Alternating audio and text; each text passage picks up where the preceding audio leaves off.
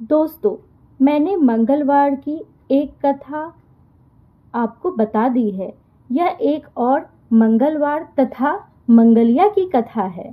आप इसे भी जरूर सुने। बोलिए हनुमान जी की जय। जय हनुमते नमः। एक बुढ़िया थी। वह मंगल देवता को अपना इष्ट देवता मानकर सदैव मंगल का व्रत रखती और मंगल देव का पूजन किया करती थी। उसका एक पुत्र था जो मंगलवार को उत्पन्न हुआ था। इस कारण उसको मंगलिया के नाम से बोला करती थी। मंगल देव के दिन न तो घर को लीपती और न ही पृथ्वी ही खोदा करती थी। एक दिन मंगल देवता उसकी श्रद्धा की प्रतीक्षा लेने के लिए उसके घर में साधु का रूप बनाकर आए और द्वार पर आवाज दी। बुढ़िया ने कहा, महाराज क्या आज्ञा है? साधु कहने लगे कि बहुत भूख लगी है, भोजन बनाना है। इसके लिए तू थोड़ी सी पृथ्वी लीप दे तो तेरा पुण्य होगा। यह सुन बुढ़िया ने कहा, महाराज आज मंगलवार की व्रती हूँ, इसलिए मैं चौका नहीं लगा सकती। कहो तो जल का छिड़काव कर दूं, उस पर भोजन बना लें। साधु कहने लगे कि गोबर से ही लीपे चौके पर खाना बनाता हूँ। बुढ़िया ने कहा, पृथ्वी लीपने के सिवा और कोई सेवा हो तो मैं करने में खुशी महसूस करूंगी। तब साधु ने कहा कि सोच समझकर उत्तर दो, जो कुछ भी मैं कहूँ सब तुमको करना होगा।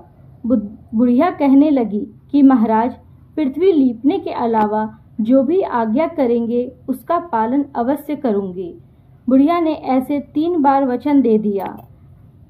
तब साधु कहने लगे कि तू अपने लड़के को बुलाकर औंधा लिटा दे, मैं उसकी पीठ पर भोजन बनाऊंगा। साधु की बात सुनकर बुढ़िया चुप हो गई। तब साधु ने कहा, बुला ले लड़के को, अब सोच विचार क्या करती है? बुढ़िया मंगलिया मंगलिया कहकर पुकारने लगी।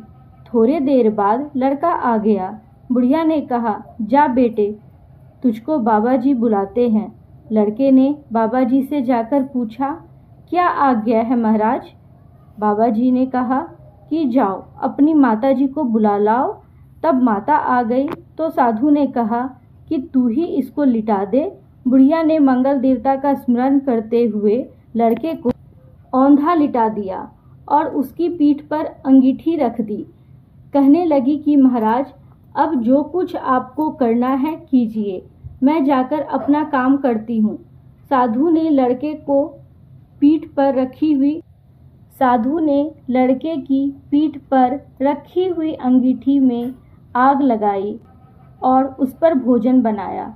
जब भोजन बन चुका तो साधु ने बुढ़िया से कहा कि अब अपने लड़के को बुलाओ, वह भी आकर भोग ले जाए।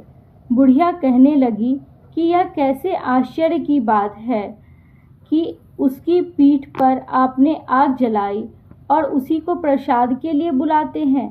क्या यह संभव है कि अब भी आप उसको जीवित समझते हैं? आप कृपा करके उसका स्मरण भी मुझको ना कराइए और भोग लगाकर जहाँ जाना हो जाइए। साधु के अत्यंत आग्रह करने पर बुढ़िया ने जो ही मंगलिया कहकर आवाज लगाई, त्यों ही एक ओर से दौड़ता हुआ आ गया। साधु ने लड़के को प्रसाद दिया और कहा कि माई, तेरा व्रत सफल हो गया। तेरे हृदय में दया है और अपने इष्ट देव में अटल श्रद्धा है।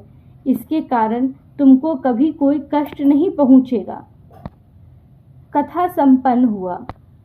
कथा सुनने के बाद मंगलवार की व्रत की आरती जरूर सुने। जय हनुमान।